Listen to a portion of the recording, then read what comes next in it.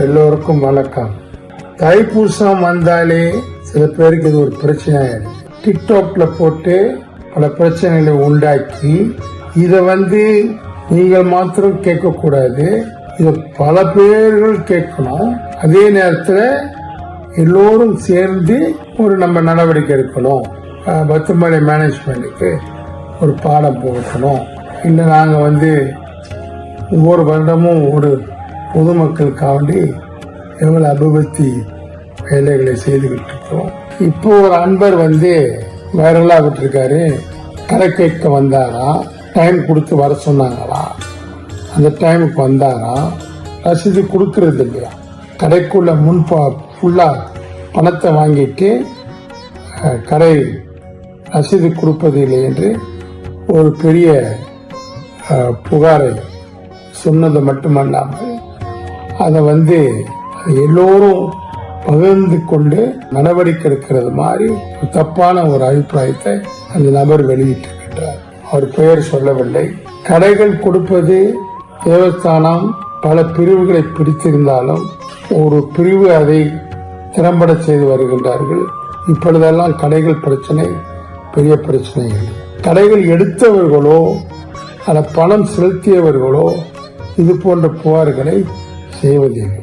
ஒன்றே ஒன்று சொல்லுகின்றேன், ஒரு கடையை எடுப்பவர்கள் இந்த கடையினுடைய எல்லா தொகையும் செலுத்தினால் அவர்களுக்கு அந்த கணமே வாடகை ரசீது கொடுக்கப்படும். ஆனால் கடை எடுத்தவர்கள் கொஞ்சம் பணத்தை செலுத்திவிட்டு பிறகு பணம் செலுத்துகின்றார்கள். அது ஏன் என்றால் அவர்கள் தொடர்ந்து பத்துமலை தைப்பூசத்திலே கடைகள் எடுக்கின்ற காரணத்தினால் அவர்களுக்கு முன் சலுகை கொடுக்கின்றோம். பல ஆண்டு காலமாக நம்மோடு கடை எடுப்பவர்கள் முதலில் பாதி பணத்தை செலுத்திவிட்டு மீதமுள்ள பாதி பணத்தை பிறகு செலுத்துவார்கள்.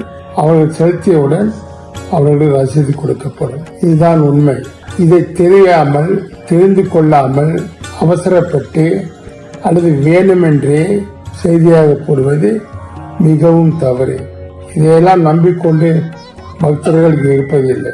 அது மாத்திரமல்ல, அவருடைய மகளுக்கு டாய்லெட் போனதை கேட்டதாகவும் அவங்க இடத்தை காண்பித்ததாகவும் அங்கே ஒவ்வொரு 50 காசு கேட்டதாகவும் பணம் இல்லை என்று அவர் ஏடிஎம்மில் சென்று அந்த பணத்தை எடுத்து தந்ததாகவும் சில்லறை இல்லையாகவும் புகார் மாற்றி இது நம்புறது மாதிரியா இருக்கா? அங்க எத்தனையோ அதிகாரிகள் இருப்பாங்க. அவங்க போய் கேட்டா கூட அவங்க நிச்சயமா கொண்டு போய் அந்த பெண்ணுக்கு சிறுநீர் கழிப்பது எடுத்து ஒதுக்கி செய்ய மாட்டேன் என்று சொல்ல மாட்டாரு. இதையெல்லாம் நம்புறது மாதிரி இல்லை. அதெல்லாம் வேண்டும் என்று சொன்னது மாதிரி. ஒன்றை சொல்லுகின்றேன், நாட்டில் வாழுகின்ற மாதர்கள் பெண்கள் இப்பொழுது போய் இந்த ஆண்டு உங்களுடைய பெண் மலக்கூட போய் பாருங்கள். எத்தனை லட்சங்களை நாங்கள் செலவு செய்து புதிய மலக்கூடுகள் கட்டியிருக்கிறோம். பழைய மலைக்கூடுகள் எல்லாம் அடித்து கொண்டு விட்டன, ஸ்டக் பண்ணிட்டன. அதையெல்லாம் அப்புறப்படுத்தி விட்டு பெரிய பெரிய கால்வாய்கள் போடப்பட்டு புது மலைக்கூடுகள் எல்லாம் அங்கு வைக்கப்பட்டிருக்கின்றன. அதை இந்த தைப்பூசத்துக்கு நாங்கள் பயன்படுத்த போகின்றோம். இதுதான் உண்மை. இதை தெரியாமல் தயவு செய்து நீங்கள் வாட்ஸ்அப் செய்து தைப்பூசம் என்றால் ஏதாவது நிர்வாகத்தை குறை சொல்ல வேண்டும் என்பதை சொல்லாதீர்கள்.